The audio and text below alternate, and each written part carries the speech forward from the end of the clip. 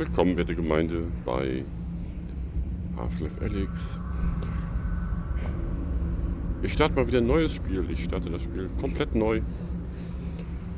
Natürlich auch schwer, man will ja auch was davon haben. Und zwar diesmal mit dem Entwicklerkommentar, der jetzt endlich hinzugefügt wurde. Audiologs und so. Da horchen wir mal rein. Stehen, Speicherstand löschen. Jo, genauso machen wir das.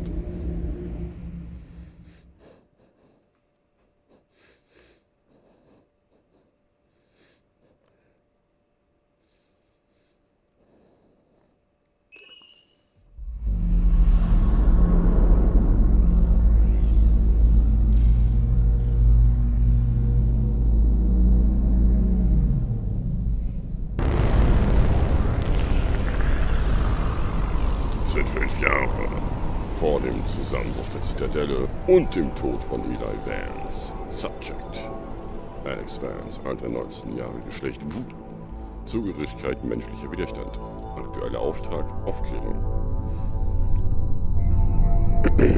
Na dann, klärt mich auf.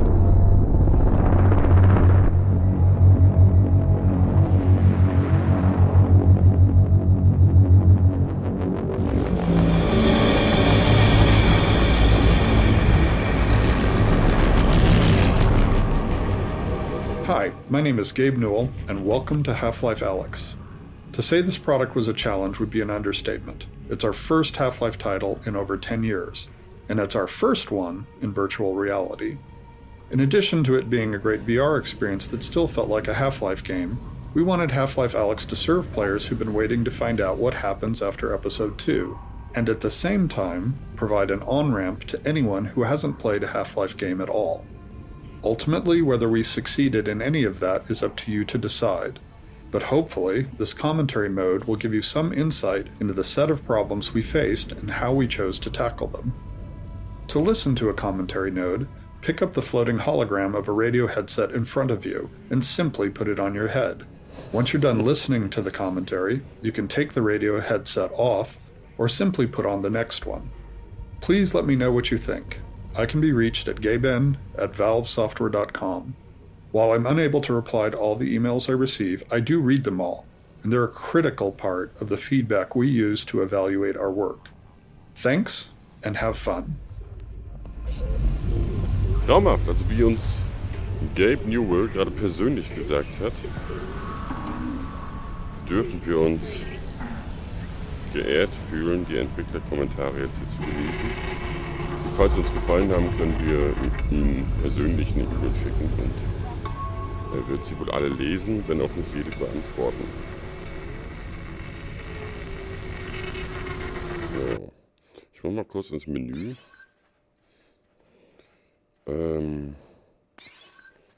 Leistung. Ich gehe mal hier auf hohe Qualität statt Ultra. Und mal speichern. Und hoffen, dass es halbwegs brauchbar läuft mit miesen PC hier. Ja, super. Na gut, hören wir uns das nächste an. Einführung. Ich nehme jetzt diesen Kopfhörer und setze mir auf den Kopf. As in the case of any Half-Life game, the first hour of Alyx must convey a lot of information to the player, hopefully in a natural and entertaining way. Players need to know who they are, where they are, what kind of world they're in, who the other important characters and factions are, and so on. At the same time, they need to learn how to actually play the game. How do they move? What can they interact with and how? What should they be trying to do? Etc. Figuring out exactly what information we would try to convey in these first 2 levels, and how it would be conveyed, took us over 2 years of playtesting.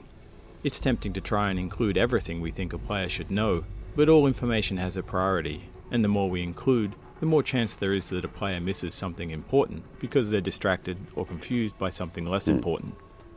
So over the next 2 levels, we'll use commentary nodes to point out some of the specific places where we grappled with conveying information to the player. In between these nodes, you'll likely be able to spot many other examples for players to find, if they're interested in paying closer attention and understanding more. Cool. Ich gehe mal nochmal in die Optionen und gehe doch lieber auf Mittel. Weil, holla die Waldfee, läuft das unsauber mit meinem schwachen Laptop.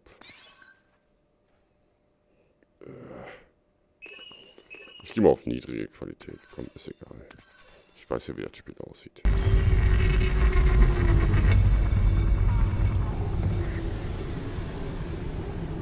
Ich habe trotzdem noch 90% Auslastung auf der Grafikkarte. Das ist echt fett. Die Zitadelle. One of the pieces of important information we struggled to convey was exactly when Half-Life Alyx is set within the series timeline. Whilst we tried to reflect it carefully in many of the world details, it was never 100% successful during playtests. Eventually, we decided it was too important to be left to the players to figure out, and so we put it in our opening text crawl. The Citadel's incomplete state did provide us with an early opportunity to reinforce the timeline visually. Half-Life Alyx takes place 5 years before the events of Half-Life 2, in which the towering Citadel represents the Combine seat of power. As we see here, however, early Combine infrastructure is a cluttered mess of cables and unusual structures sprawled all over the city, surrounding the Citadel's construction, and served as a useful indicator of the time frame. We went on to reinforce this impression in other places throughout the following level. Combine architecture tends to be abstract in scale and form, so we included some familiar visual cliches of human construction. The large external scaffolds, some distinction of floor levels, rows of small lights, and the tidying of the silhouette into more structured vertical elements. Try and strike a balance between capturing the alien nature of the Citadel whilst grounding its construction in enough familiarity to better understand its size and state. Large, sweeping vistas such as this one proved an interesting challenge in virtual reality. Their distance from the viewer means they don't benefit from stereoscopic vision the way that small close-up objects do.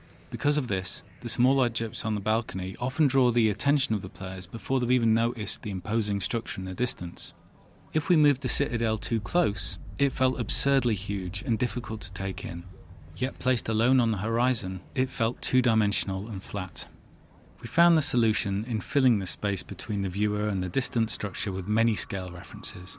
The city itself, huge supply cables leading towards the vanishing point, large repeated Combine buildings, heavy pollution fog, careful lighting, and all the animated elements, especially the helicopter whose sound begins in the fade-in.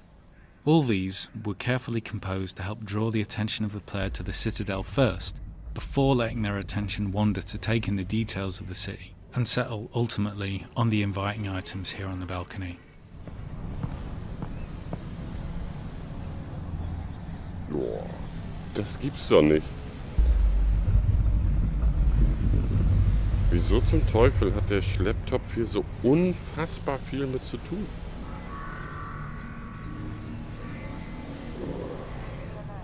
Also ich kann nur empfehlen, wenn mit einem Laptop spielt, Leute, hängt euch da eine externe Grafikkarte ran.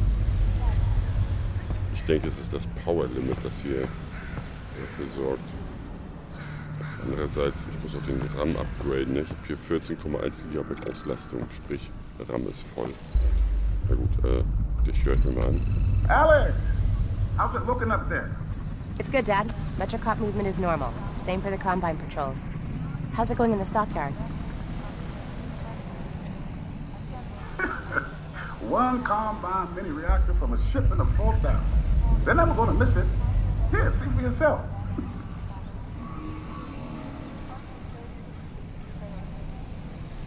Not only that, someone's hacked into the Combine construction network. Don't get greedy, guys. We're not made of time here. 1 minute and I'm out, guaranteed. Oh, also, I spotted the Combine moving supplies into the quarantine zone. That place has been deserted for years. That is all. Well, we'll look into it when we get back. What is it? Meet back at the safe house, baby. We'll be there soon. It looks like... What is it, Russell? Would you... Terrific.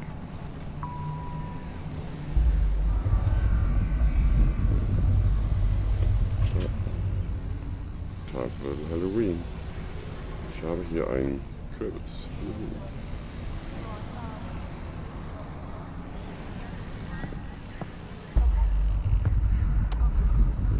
In these first areas of the game, we grappled a lot with the density and prioritization of the information we were conveying to the player.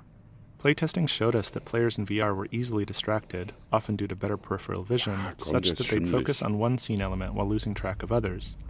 This was exacerbated in these first rooms because players were acclimatizing to being in VR, often for the first time.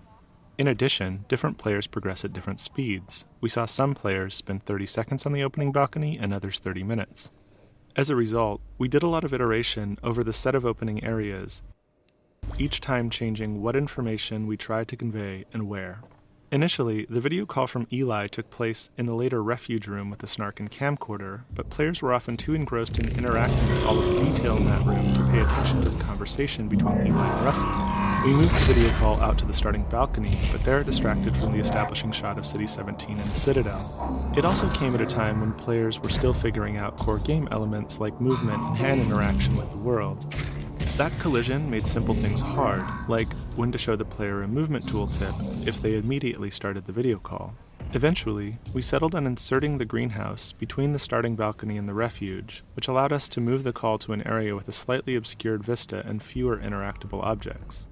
This avoided the distraction problems and ensured players were past the initial gameplay moments of figuring out their hardware and movement setup. It also had the bonus of allowing us to add further detail to the opening balcony and Alyx's Refuge without fear of creating distractions from the video call. Beyond conveying critical information about the state of the world, the first two levels of Half-Life Alyx also needed to demonstrate some of VR's strengths. Conveying a sense of scale is something VR does much better than flat screens, and our early playtests showed us that nothing quite sold that scale more than seeing a Strider up close. In addition to the visuals, to fully illustrate the scale of a Strider at close range, we needed to do a lot of work on its audio treatment. Players had strong expectations about feeling the weight, power and presence of the Strider through its movements, particularly as it stepped on the balcony the player was occupying. In order to convey this power through sound, we layered multiple sound effects, allowing us to address ranges in the audio frequency spectrum and the temporal nature of those elements separately. Cool. We then combined those elements in the Source 2 audio engine to control them as one sound.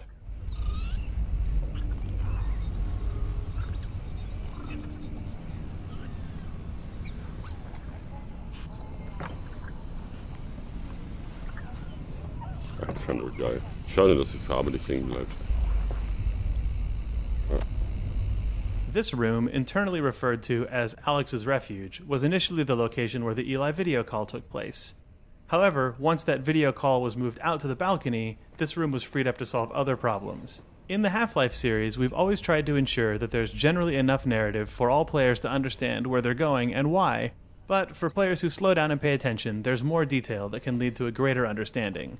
With the balcony being a place to get familiar with the game's inputs, the greenhouse being where the story kicks off, and the Strider there to surprise players with spectacle, we decided that the Refuge could be a quiet moment for players, where they could discover more narrative detail in the environment. At the same time, it could be a place where they can play around a bit more now that they're acclimated to being in VR. Spending time in the Refuge is meant to bring players into Alyx's role in the Resistance and her place in the world. We wanted it to feel like a real stakeout spot, where Alyx had been cooped up for weeks or months while planning the heist, doing research on the Combine. The camcorder, Snark, and whiteboards are all toys that respond to detailed interaction and reward deeper investigation, giving curious players more information about the world of City 17 and what Alyx has been doing in it.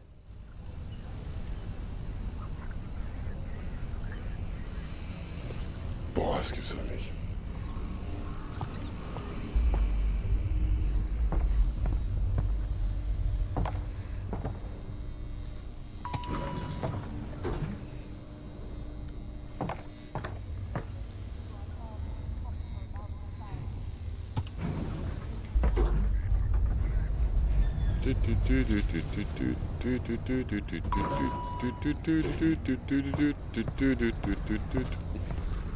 Alyx! Alyx, are we good? Yep, they got the reactor. Easy peasy. I'm headed back to the safe house right now to meet Dad. Go! We'll be in touch. Stay safe.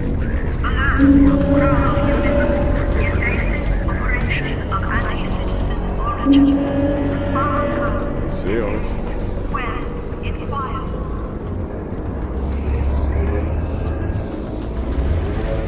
Two critical pieces of information that we needed players to understand were simple to state but not so easy to convey, that players were playing as Alyx Vance, not the Gordon Freeman they've played in all prior Half-Life games, and that Alyx is going to speak, unlike Gordon. These probably seem obvious to you now, but until we focused on them, it wasn't obvious to playtesters. Ensuring that everyone realized they were playing as Alyx was something we decided to hit with the biggest hammer we could, and name the product after her. But even with that, we were very careful in Eli's video call to ensure it's reinforced immediately. Olga, the character introduced here, was added to further drive it home by calling out when the player exits the elevator. Olga is the first character the player meets in person, and her dialogue here, and again ahead in the alley, is aimed at driving home the fact that she's conversing with the player, and that the disembodied female voice the player hears is Alyx speaking back. This was harder to convey in Eli's video call, because it already features Russell speaking off-screen, whereas in this scene, there's clearly no one else around in the conversational space other than Olga and the player. Without Olga, we found that, even though they had already spoken to Eli and Russell over the video call, playtesters still didn't feel like they were Alyx. Okay, faszinierend. When we started Half-Life Alyx, we were very curious to find out how VR would impact our music design. The Half-Life series has always used music sparingly, often leaving the ambient sounds of the world to provide the audio background. But it is a tool we like to use to highlight moments where the world state has changed in some important way. In this case, that something's riled up the Combine. In our early playtests of this scene, without music, but with many of the other visual and audio elements represented, we found some players didn't understand that they should move along, and that others became distracted by the interactive objects in the laundry.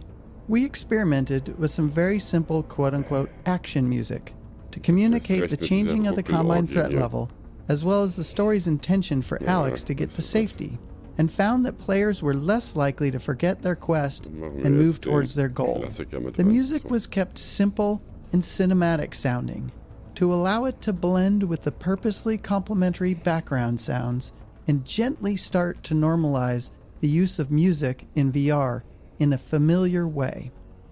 This success encouraged us to use the same technique in scenes with similar requirements later in the game. Hi, Täubchen. Alyx, over here. What is it?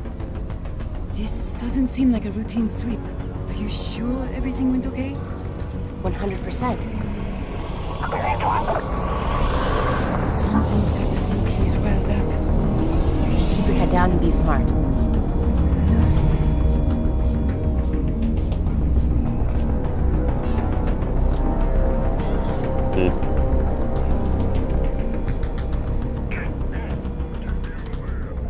The remainder of this level is designed to continue informing the player about the world they're in, and to support the increase in the Combine's alertness. We also wanted detail to make the city feel alive, something that becomes much harder later on, once the player has a weapon. This was tricky to design due to the challenge we're often faced with, the friction between narrative state and gameplay state. Here, the narrative implies that Alyx should be making her way back to Eli as quickly and quietly as possible. But gameplay-wise, we're at the start of the game, and players are still testing the limits of everything they can see and touch. Unsurprisingly, playtesting showed us that some players would dedicate themselves to following the narrative and quickly move through the area, while others would completely ignore the narrative and explore every nook and cranny. While it's tempting to simply remove all distractions in an attempt to unify all players towards following the narrative, it would send the wrong signal about the density of our world and how the game intends to reward players for exploring it. So we spent months refining this section, adding, changing, and removing elements. We tried to find the right level of narrative tension, where players felt like they should be moving along, but not so quickly that they can't stop to tinker with something. We put in enough interactive objects and narrative moments where players were always rewarded for looking around, but we designed all those distractions to end quickly, so we could encourage players to continue moving along.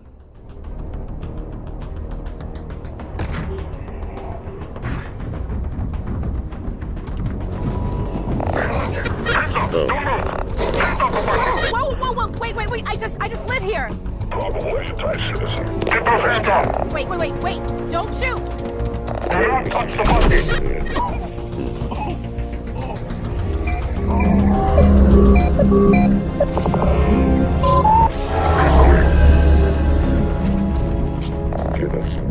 We didn't steal anything. No one! I didn't see anyone! Dad! Hey, wait, no! Ach ja, immer noch schön. Ich stehe hier falsch.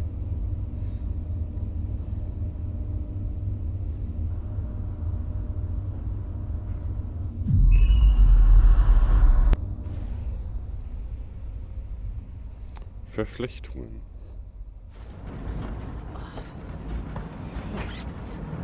Where are you taking me? In order to limit the possibility of motion sickness that could be induced by moving the player in a vehicle, we initially wrote this scene to have Alyx wake up after the van had already crashed.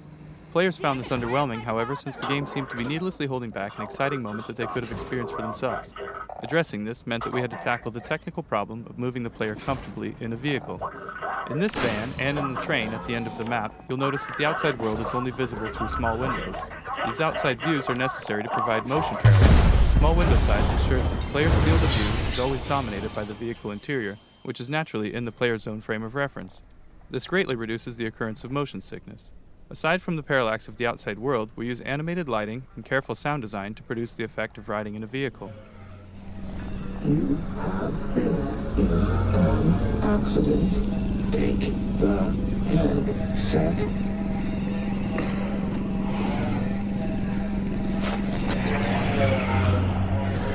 Alyx, you there? You've got to get moving. Russell? I've been in an accident. I know! I caused it, so technically not an accident. You've got to get moving. Wait, where's Dad? He's fine. Follow the drone.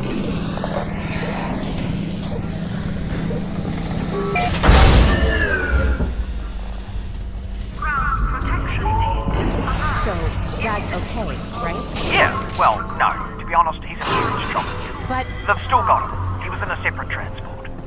And you saved me? Well, yes. I had no way of knowing who was in which van, so... Yes, the result was that I saved you. Do we know where they're taking him? Criminal holding. And then, when they realize he's Eli Vance, to Nova Prospect. But I'm already working on a plan to get him back. You're close to my lab. Keep following the drone. We'll figure out what to do. Hoppla. Where the last map was focused on conveying a lot of information about the world state to the player, this map is where we need to start the player's larger quest. That means the player must leave this map with an understanding of what's happened to Eli, and what they're going to do about it. The player also needs to meet Russell, so they have a face behind all the radio dialogue throughout the game. Finally, we need the player to collect the gravity gloves and the pistol and learn how to use them both. This is a daunting list. From experience, we know that if we cram all that into a single scene, players won't be able to remember more than a couple highlights. So this map's purpose is essentially narrative pacing. We need to draw apart the required events, separating them with enough time and space that players could ingest and remember them. At the same time, we're a little under the gun. Playtesting showed us that by now, some players have been playing for 30 minutes, and they're wondering when they're going to see some enemies.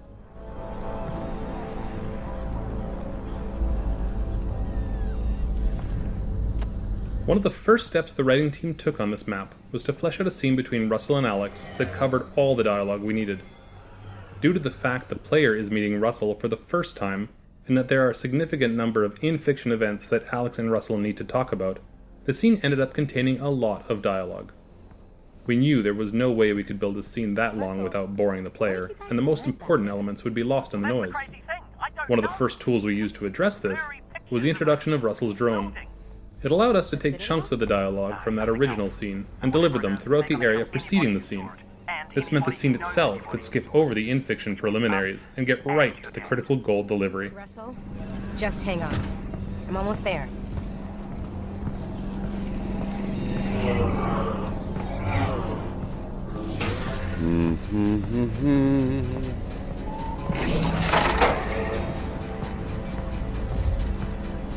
Drohne ist schon cool, ich finde die lustig. Schade, dass die gleich zerstört wird.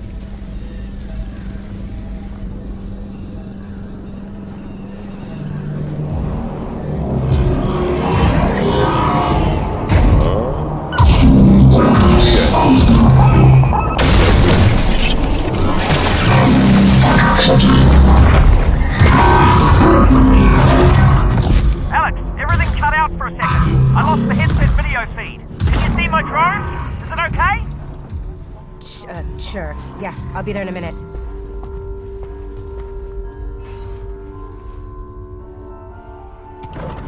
Alex, great. Okay, let's...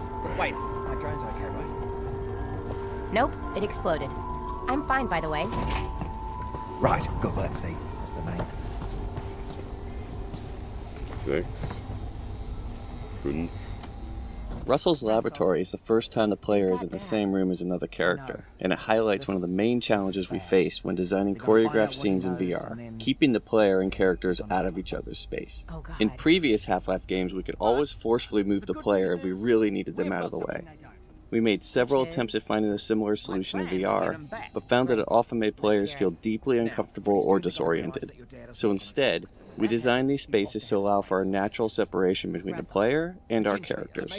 Where natural separators couldn't exist, we had to restrict players from moving into the character's space, removing that limitation as soon as the character had moved out of the way. Another challenge was balancing how often characters respond to player actions while delivering important narrative information. In early experiments, we allowed characters to stop mid-sentence, which allowed them to respond immediately to the player, and then continue on with their dialogue. While technically straightforward, this was incredibly difficult to execute in animation and dialogue without feeling unnatural. The combination of custom reactions necessary to cover the range of possible player interaction and the resulting return to narrative dialogue quickly multiplied out of control. Eventually, we settled on a solution where we allowed only a minimum of interactions during the important narrative delivery sections, and a wider range of responses to more complex reactions after the scene has completed. In the case of Russell, we layer subtle head facing and natural eye contact on top of his performance while he is talking with Alex. Then, after the scene, when he is typing at the computer, he will respond to players trying to touch him or objects being thrown around. Yourself a pair of Russells on the way out. Russells? The gloves, Alex. You know, the gravity gloves. I have a few sets through there. You can calibrate them out by the shed. Got it. We can do this, Alex. You got that, didn't you? Right from our earliest experiments in VR, we learned that players expect a high level of audio fidelity, even from minute interactions, particularly when the sounds are meant to correspond to clearly observable visuals. For instance, in one of our prior games, it may have been acceptable to use a generic sequence of computer key sounds when Russell was typing. In VR, however, we know that a player can observe the animations very closely, and even put their head right next to Russell's keyboard if they choose. In this case, players would notice a lack of one-to-one correspondence between the key press animation and sound.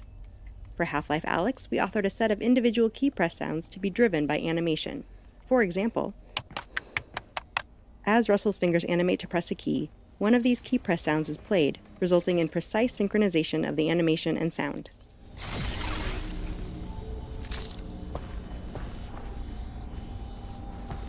Ich hätte mir jetzt hierzu eine Audiolog gewünscht, aber das kommt wahrscheinlich da unten. Alright, you know how this goes. There should be a bunch of junk down there. Aim at something with your hand open. Yep, you're tethered. One frustration players may encounter in VR is having to physically bend down or reach out for objects in the virtual world, especially if they have limited real-world space. A common solution for this is to provide a way to bring objects to the player, instead of forcing the player to go to them.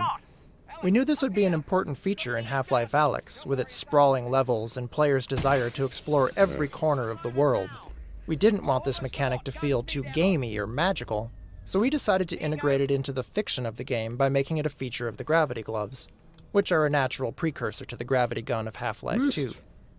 This allowed us to present the mechanic as a real physical action that's enabled by a piece of in-fiction technology. To emphasize the physicality that is unique to the medium of VR, we used a physical gesture to activate the pull instead of a button press, and then required the player to actually catch the object instead of automatically attaching it to the hand. This made the mechanic feel more natural and rooted in the fiction of the game's universe, while allowing the player to feel powerful and accomplished.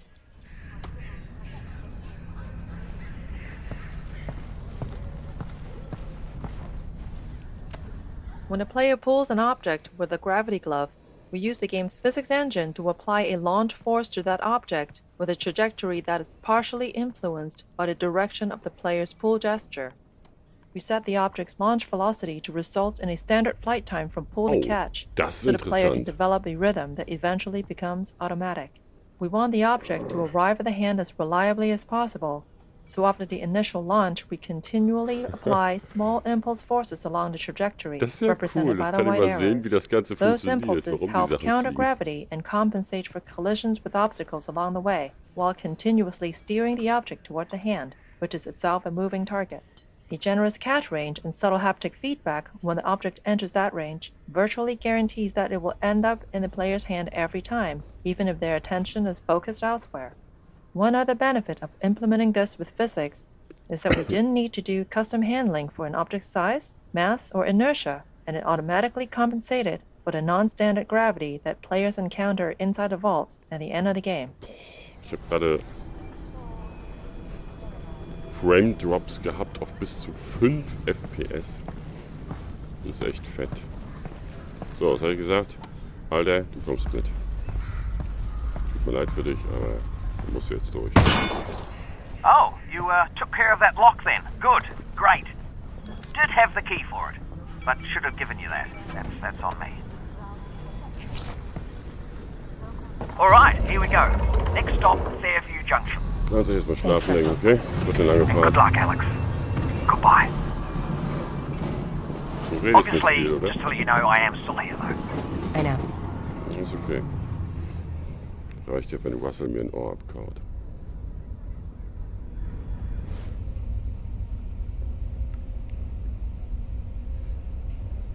Ich freue mich drauf, eine anständige Grafikkarte zu haben.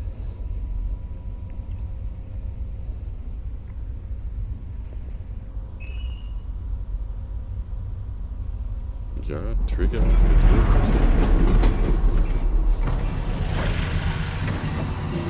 Hello, Alex? We might have a problem. Probably nothing to worry about, but... Did the train stop? It stopped, didn't it? Yeah, what happened? It's jammed. When the Combine shut down the quarantine zone, they must have tightened security. Which means? Yeah, you're nowhere near Fairview Junction. You're just outside the QZ. And this is as far as we get by train. Then I'm headed on foot. Good. I'll see if I can get you in some other way. Aha. Ich hoffe, das Spiel geht gleich weiter.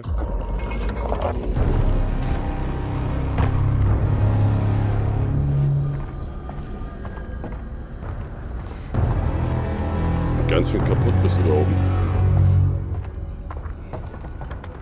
I got a dead zombie here.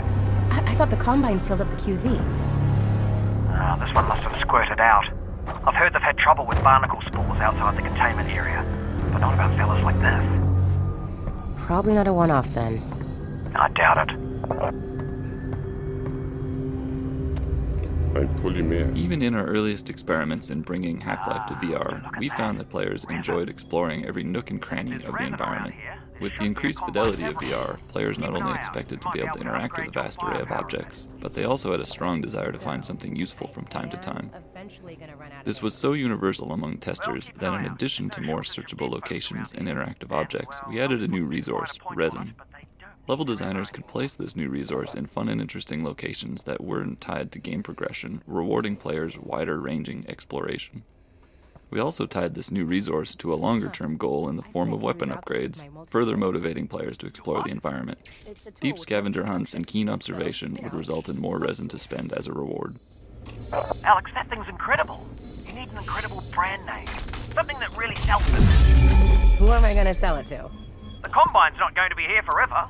You should be thinking about the future. Internally, we refer to this type of puzzle as a toner puzzle, due to its similarity to a real-world cable toner tool that can be used to locate electrical wires in walls. The toner mechanic was conceived as a tool for designers to craft player experiences around knowing that the player had to put their head and hands in specific locations.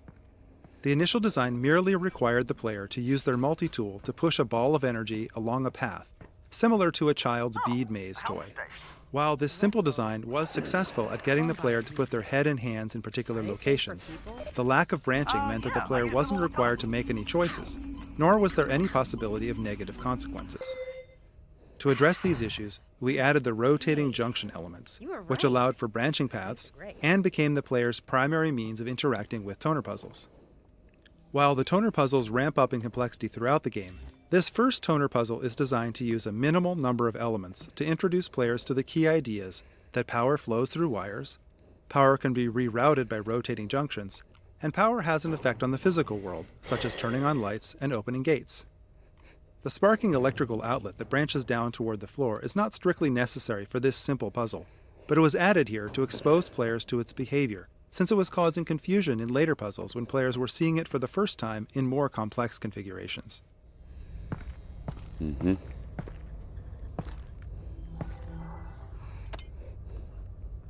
Willst du ein? Hat mir jetzt auch gewundert. Ja, nimm lieber einen Schluck Wasser, okay? Okay.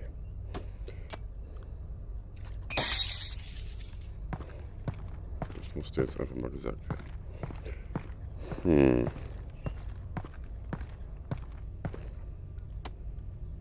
From our earliest experiments in VR, we realized how critical high-quality, high-density lighting was to conveying a sense of realism. In game development, any technology choice involves trade-offs between quality, runtime performance, and development time. For Half-Life Alyx, we chose a high-quality, high-performance light mapping solution, which required a significant amount of offline preprocessing. We performed the light map preprocessing using a render farm, which could take several hours for a single map at the highest quality, and we put a lot of effort into mitigating the cost of that high iteration time for designers on the team. Specifically, we implemented a real-time approximation to the final lighting result, which allowed designers to light scenes in real time with confidence that the high-performance light maps would match their intent. Most lights in Half-Life Alyx are baked into a single term that describes distance falloff and shadowing, allowing us to change the brightness and color of lights in real time at no cost. This encoding also allows us to apply shadows from dynamic props and characters without having to render any static geometry into shadow maps. Our light maps store directional information using the popular ambient highlight direction encoding, an improvement over Valve's own radiosity normal mapping technique pioneered in Half-Life 2. This new light map encoding ensures that the bumpy surfaces can appear bumpy even when not under direct light. This blinking light source provides a good illustration of this technique, as you can perceive the surface detail even during times the light source is off. No.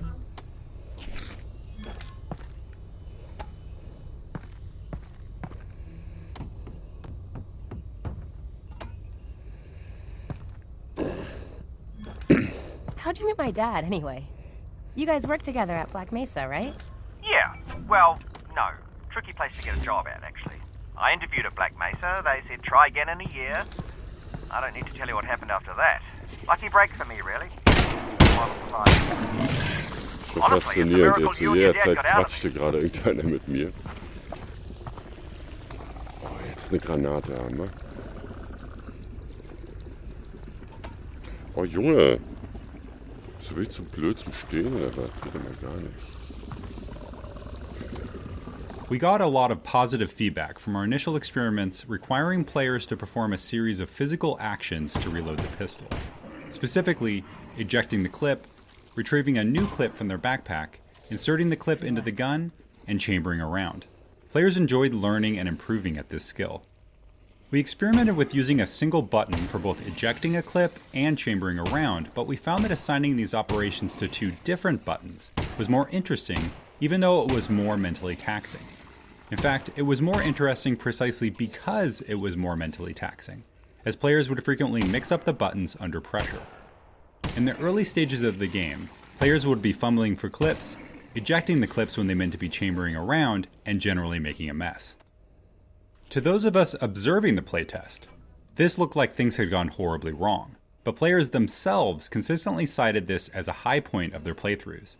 Because of the physical nature of the reload, and the skill required, players blamed themselves and not the game for the mistakes made as they were learning the reloading sequence.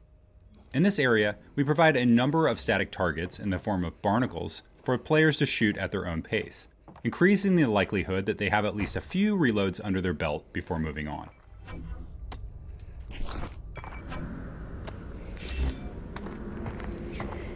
Benzin, droppen gut.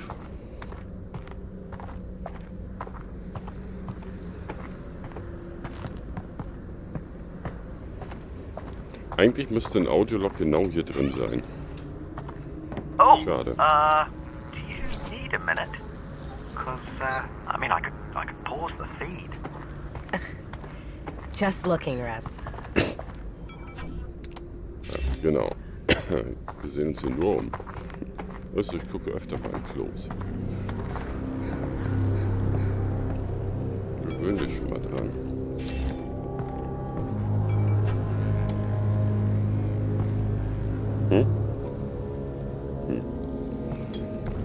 Bist du mit gar nicht zufrieden, ne?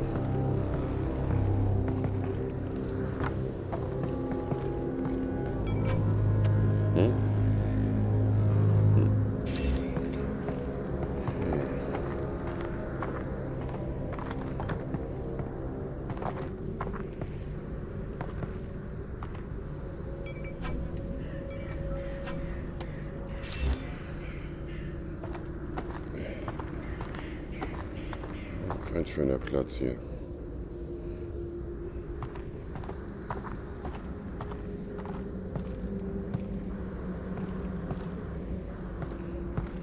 Mal ernsthaft, wie hat Leni jetzt bloß die ganze Zeit mit dir ausgehalten?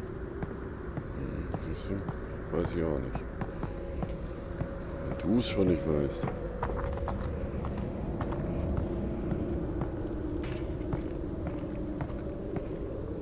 Warte, ich stell dich mal hier hin, ne? Oh Gottchen, ey. Bleib doch einfach mal stehen. Du bist doch wirklich seltsam, Junge. Ich sehe mich mal da drin. Oh. Das nehmen wir dir schon mal ab. Oh Mann. Willst du das scheiß Magazin haben? Nee, doofer Typ. So. Ruckel, ruckel, ruckel.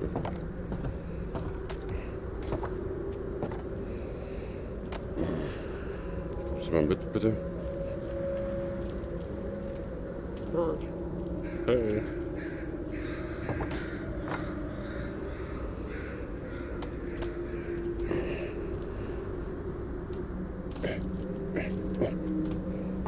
Zum Kotzen. Ja, dann springen wir doch so rein.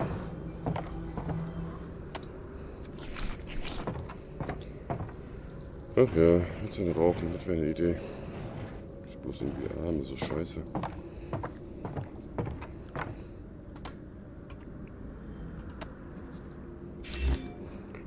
Nächstes Audiolog, bitte.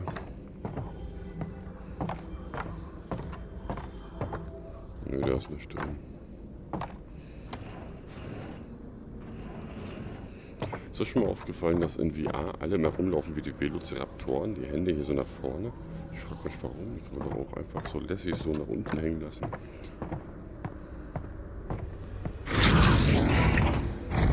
Das war doch nicht so. In prior Half-Life games, while playing as Gordon, the player saw Alyx use her multi-tool to hack into Combine security systems in order to unlock doors or perform other acts of sabotage.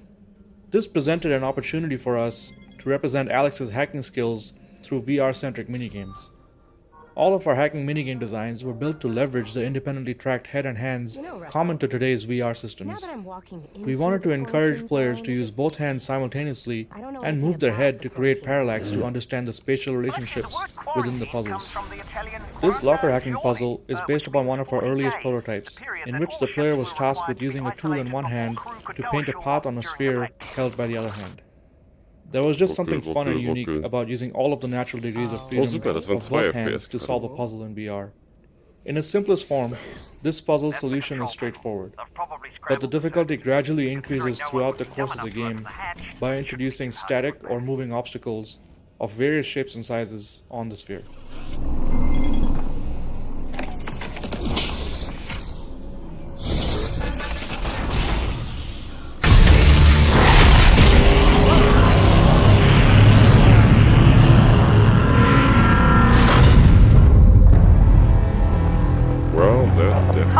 There we go, finally. I'm gonna head in. How far is Fairview Junction?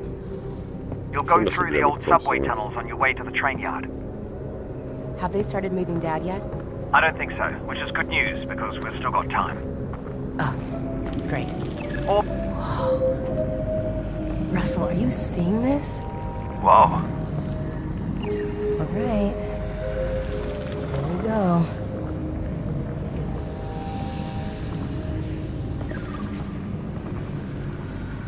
Armverschwender. Ich will ihn nicht im Gesicht haben, wenn ich durchlaufe.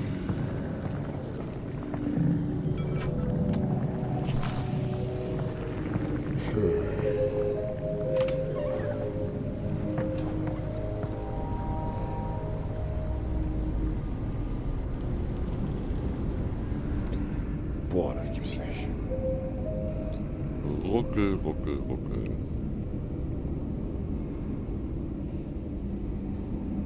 Das ist echt zum Kotzen. Ich spiele auf minimalen Details, ne? Das ruckelt sich linear zurecht.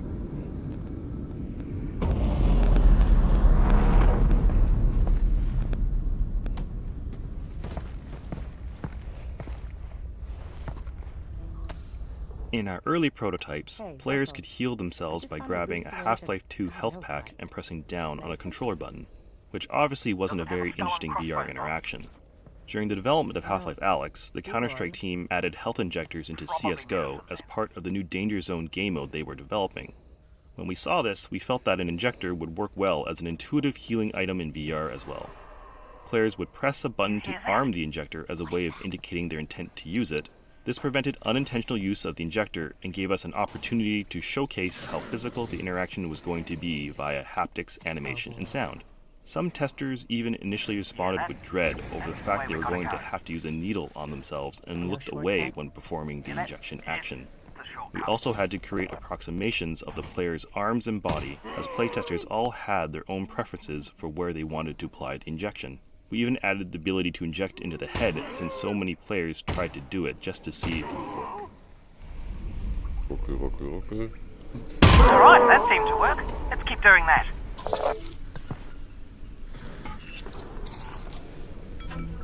Oh, just so you know, the rifles have a built-in display that shows your resin, ammo, might come in handy.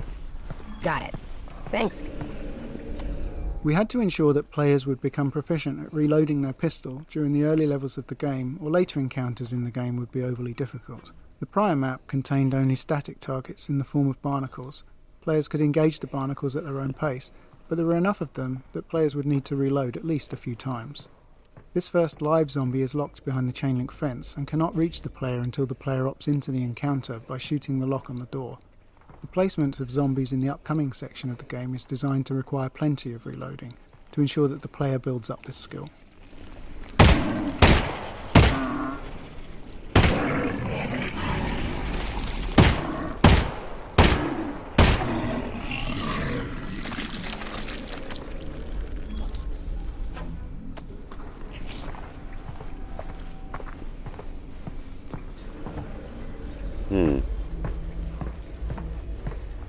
Es kommen viele Gegner, damit man lernt, nachzuladen.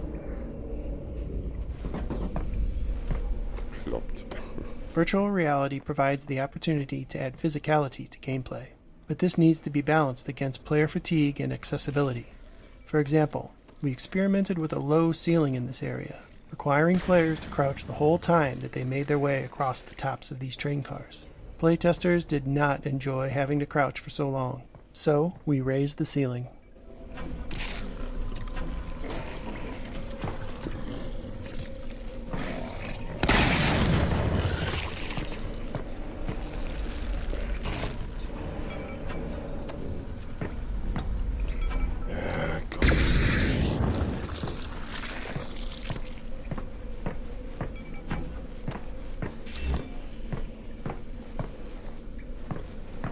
Kriechen? Ich wüsste gar nicht, warum ich hier kriechen sollte. Oh boy. Yeah, be careful. Jetzt bekomme ich gerade wieder Lust, Young Sheldon zu gucken. Weil sie "Oh boy" gesagt hat.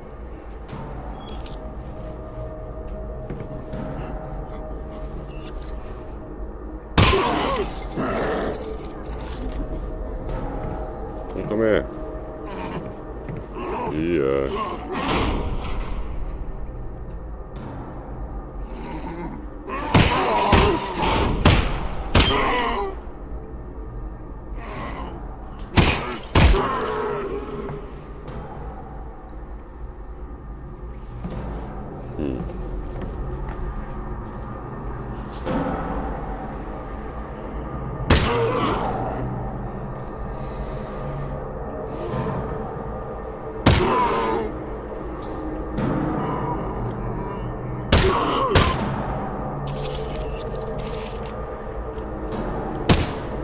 Scheiße.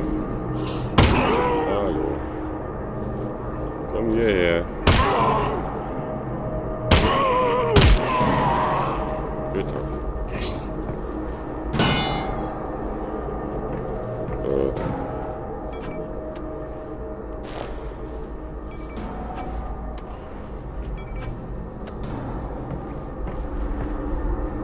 Kannst du mal durchgehen.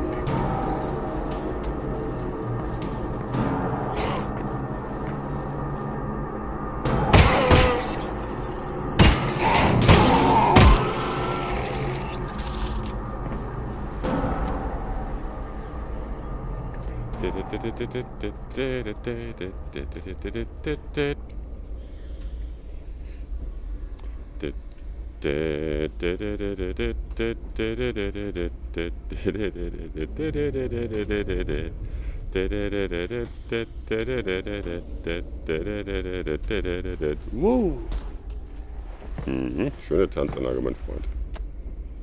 The breakable glass panels in Half-Life Alyx are yet one more system designed to convince players that they are present in a living, breathing world. The panels detect the position of an incoming impact and procedurally generate new, smaller glass panels in a radial pattern around the impact position. These new panels can then break into smaller panels themselves, and so on. We found that players would often break glass panels accidentally, then spend time testing just how interactive they really were by trying to break them more, eventually realizing that yes, the glass really did shatter at the appropriate location. At one point, we experimented with building special puzzles out of breakable glass, but in the end we found the glass to be more appropriate as a passive interactive element in the world, one that reacts in a satisfying way to a variety of impacts, from zombie melee attacks to incoming gunfire or any other physical interaction in the game.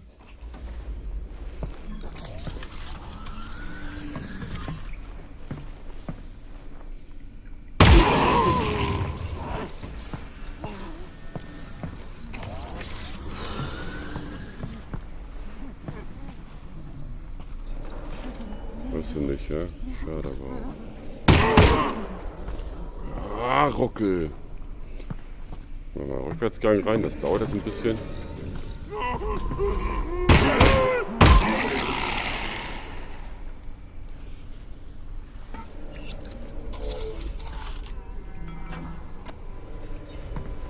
Setz dich auf den Koffer, Junge.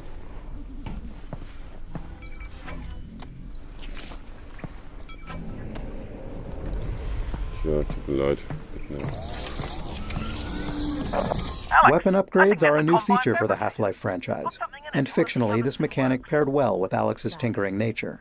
We approached this design challenge first by thinking about what sort of upgrades could be meaningful and also provide additional value to players without removing established interactions. With limited resin to spend, the upgrade system also provided an avenue for players to personalize and invest in their favorite weapon, or streamline an interaction on another weapon, increasing its value to them.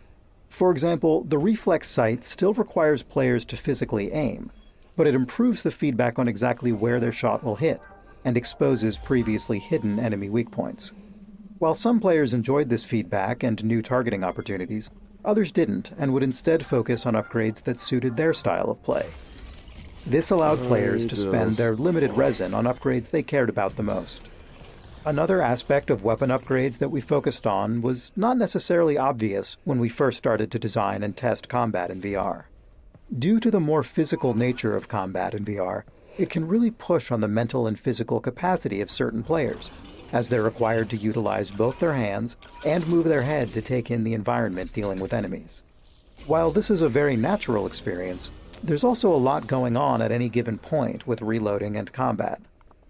As we observed players in some of these more intense combat situations, we started finding opportunities to allow some upgrades to reduce the number of times a physical interaction was required, or reduce the complexity of a particular interaction. The autoloader on the shotgun is a good example. When added to the shotgun, the normally slow, methodical action of feeding shells into the gun is replaced with a far simpler, faster interaction of slapping the shells into the autoloader before they get automatically fed into the gun. This allows players to look around, focus less on the gun while reloading, and take in more of what's going on around them. At the beginning of the Half-Life Alyx project, we had the expectation that players would want to take a break after 30 to 45 minutes, since that's what we were seeing with the lab and other small-scale VR experiences available at the time. Because of this, we designed the pacing of the game's levels around play sessions of that duration.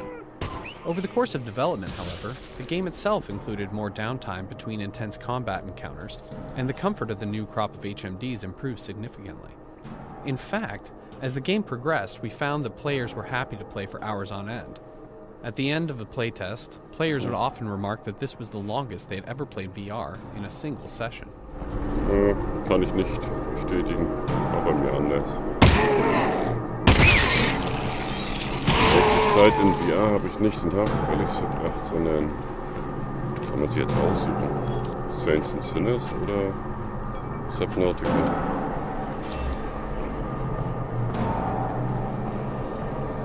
Beides jeweils etwa 6 Stunden.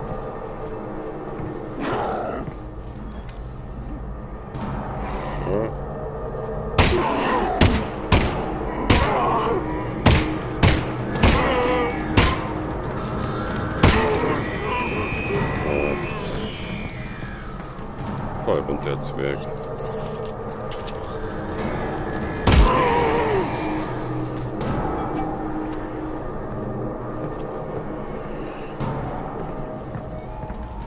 Hier was? Nein. 100 Schuss noch. Lächerlich. Gut, dass ich auch schwer gestellt habe.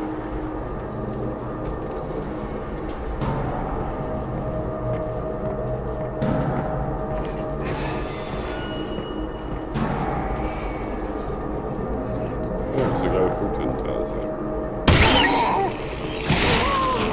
Nice shooting, Alyx. Thanks. You know, for all your talk about what a lesser gun this thing isn't half bad. No, it's not.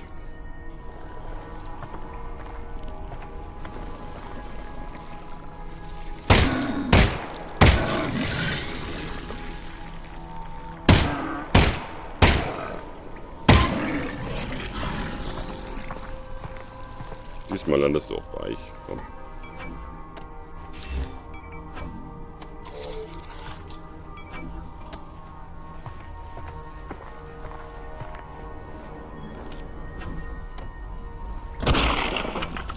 Also, ich finde ja, man kann über diese Zungenviecher sagen, was man will, ne? Aber Rückgrat haben sie.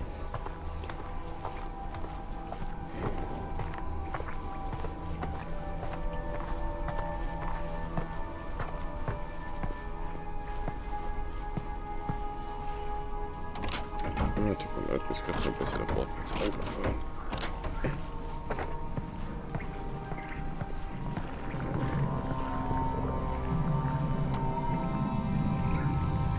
Vorausdeutung der Kopfkraft. Until this point in the game, players have only seen headcrabs attached to the heads of zombies. This led playtesters familiar with headcrabs from prior games to anticipate encountering them on their own. We decided to play up this anticipation by foreshadowing the first headcrab encounter with a headcrab that drops out of a vent before disappearing, as well as headcrab sounds in the environment, including a threatening headcrab sound coming from the partially boarded up doorway ahead.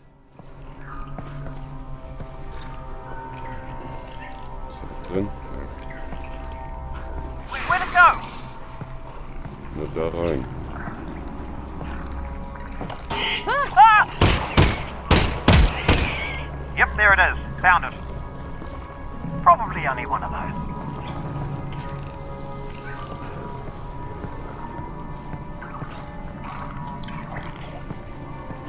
Okay, two of those.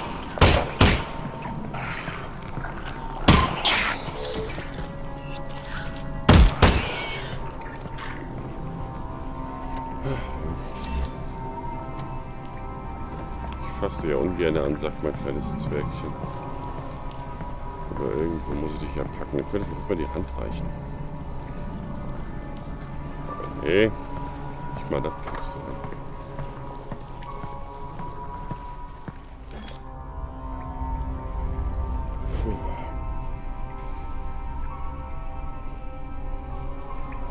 Ja, also ich muss sagen, mit dem Audiogedöns hier fetzt das eigentlich. Also ich mag das.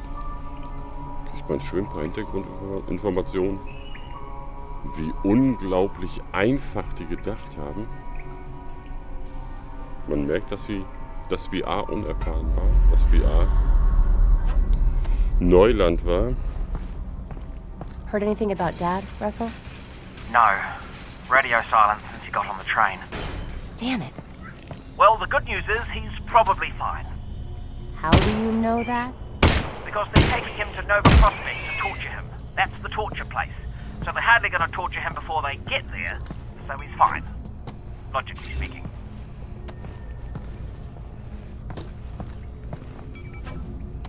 Wie sieht's aus? Magst du den hier? Du bist so. Weißt du, wie viel Wodka wir schon weggeschmissen haben? Wie sieht's mit dem hier aus? Magst du den? Trink ich nicht alleine. Mist. Ich habe vergessen, dass er eine Gasmaske auf hat. Ah!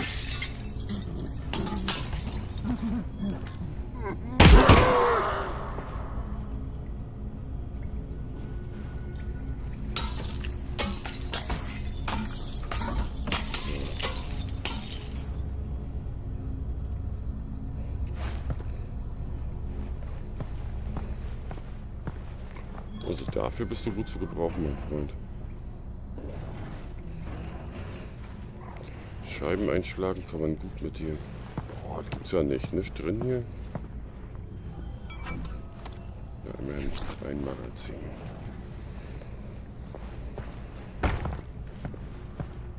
Frechheit. Fall mal um mir, du nervst mich. Willst du eine Cola? Okay. Die ist wohl alle.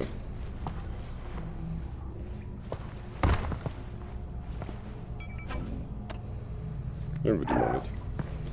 Jetzt hast du ein Haustier. Ist das nicht süß? Ja. Wenigstens etwas.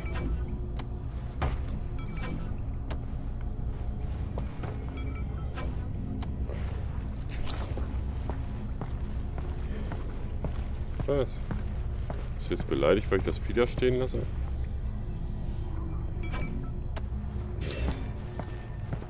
Sag nicht, soll das Vieh auch noch mitschleifen. Ah, nee. Und womit halte ich jetzt eine Pistole fest? Hm? Von der Rückkehr. Schlechter Rückfall. Russell, are you seeing this? Possibly. Are you seeing floating garbage?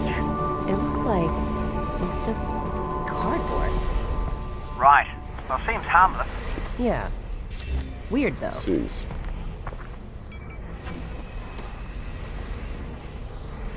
Oh Mann, ich wollte das Ding.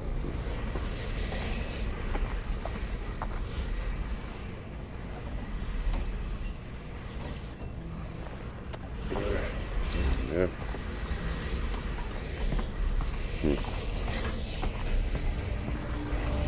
Kannst den Scheiß wieder fallen lassen hier. Danke.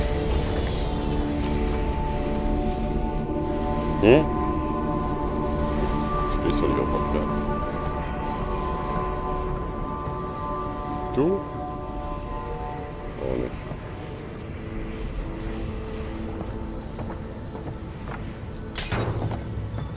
Ich glaube, die Flasche ist kaputt.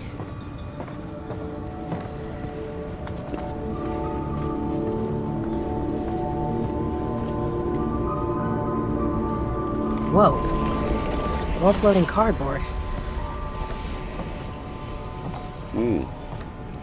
Das ist ein Videoauge. Aha. Der war das. Kann man das mal nicht mehr.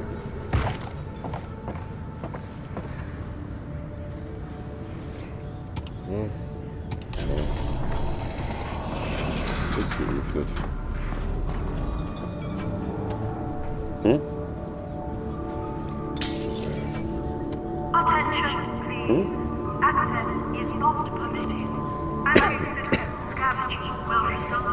Schon dich ab und zu mal zufriedenzustellen.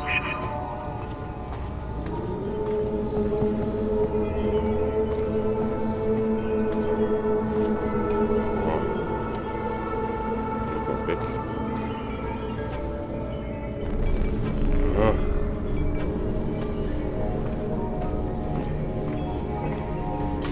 Mag nicht mal ich.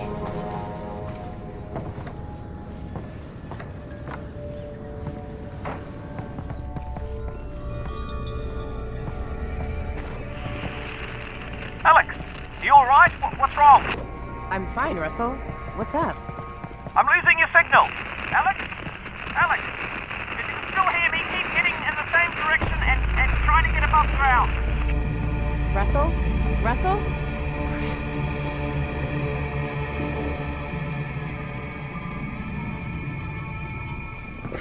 Whoa. This is weird. Könnte man wieder speichern.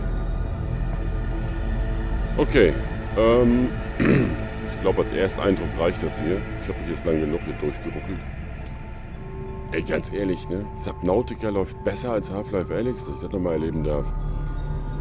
Langsam hasse ich dieses Laptop.